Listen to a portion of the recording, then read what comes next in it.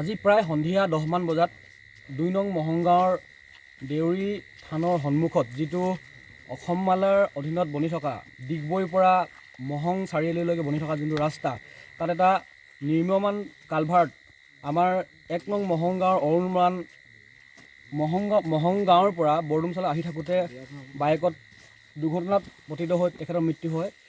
আটাইতকৈ ইয়াত অতি দুখৰ বিষয় যে যিটো কালভাৰ্ট ইয়াত বনাই আছে, যিসমূহ গাইডলাইন্স আছে, একো গাইডলাইন্স তেখেতলোকে ঠিকাদাৰী প্ৰতিষ্ঠানটোৱে প্ৰথম কথা মনা নাই। ইয়াত এটাও বেৰিকেড নাই, যিসকল দূৰৰ পৰা সাংকেতিক চিহ্ন দিব লাগে এটাও নাই।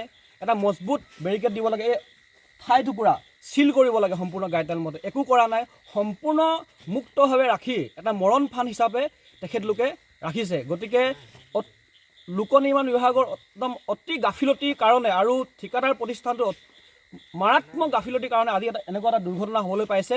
গতিকে আমি অৰুণ মৰাণ যিজন আজি ঢুকাইছে, তেখেতৰ দুজনী সৰু ছোৱালী আছে, এটা ল'ৰা আছে। গতিকে তেখেতলোকৰ ভৱিষ্যতৰ দায়িত্ব কোনে ল'ব? আমি আজি প্ৰায় এতিয়া 2 ঘণ্টা সময় হৈ গ'ল, আমি তেখেতলোকৰ যিসকলে এই কালভাৰ্টটো বনাই আছে বা তেখেতলোকে দায়িত্বত আছে, তেখেতলোকক আমি ইয়ালৈ আহিবলৈ আহ্বান কৰি আছোঁ। কিন্তু তেখেতলোকৰ প্ৰতিষ্ঠানটোৰ পৰা এজন কোনো লোক কিন্তু ইয়াত উপস্থিত হোৱাহি নাই। গতিকে আমি দাবী জনাইছোঁ, যেতিয়ালৈকে ঠিকাদাৰ প্ৰতিষ্ঠানটো বা ঠিকাদাৰগৰাকী ইয়াত ৰাইজৰ সন্মুখলৈ নাহে, আমি তেতিয়ালৈকে ইয়াতে থাকিম। আমাৰ ডেড বডি ইয়াতে থাকিব। তেখেতলোকে কিয় এইটো কৰিলে আৰু ইয়াৰ সম্পূৰ্ণ দায়িত্ব আৰু জবাবদিহি তেখেতলোকে হ'ব লাগিব। আৰু লোক নিৰ্মাণ বিভাগক আমি সকীয়াই দিছোঁ, তেখেতলোকে যদি ইয়াৰ উচিত মূল্য আৰু উচিত ন্যায় যদি নিদিয়ে, আমি অতি শক্তিশালী গণতান্ত্ৰিক প্ৰতিবাদ আমি গঢ়ি তুলিম। ধন্যবাদ। আজি প্ৰায় সন্ধিয়া 10 মান বজাত 2 নং মহংগাঁৱৰ দেউৰী থানৰ সন্মুখত যিটো অসম মালাৰ অধীনত বনি থকা ডিগবৈৰ পৰা মহং চাৰিআলিলৈকে বনি থকা যোনটো ৰাস্তা তাত এটা নিৰ্মীয়মান কালভাৰ্ট আমাৰ 1 নং মহংগাঁৱৰ অৰুণমান মহংগাঁৱৰ পৰা বৰডুমচালৈ আহি থাকোঁতে বাইকত দুৰ্ঘটনাত পতিত হৈ তেখেতৰ মৃত্যু হয়। আটাইতকৈ ইয়াত অতি দুখৰ বিষয় যে যিটো কালভাৰ্ট ইয়াত বনাই আছে, যিসমূহ গাইডলাইন্স আছে, একো গাইডলাইন্স তেখেতলোকে ঠিকাদাৰী প্ৰতিষ্ঠানটোৱে প্ৰথম কথা মনা নাই। ইয়াত এটাও বেৰিকেড নাই, যিসকল দূৰৰ পৰা সাংকেতিক চিহ্ন দিব লাগে এটাও নাই।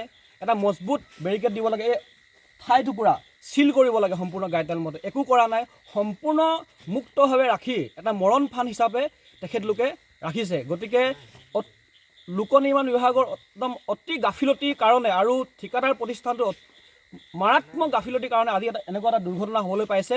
গতিকে আমি অৰুণ মৰাণ যিজন আজি ঢুকাইছে, তেখেতৰ দুজনী সৰু ছোৱালী আছে, এটা ল'ৰা আছে। গতিকে তেখেতলোকৰ ভৱিষ্যতৰ দায়িত্ব কোনে ল'ব?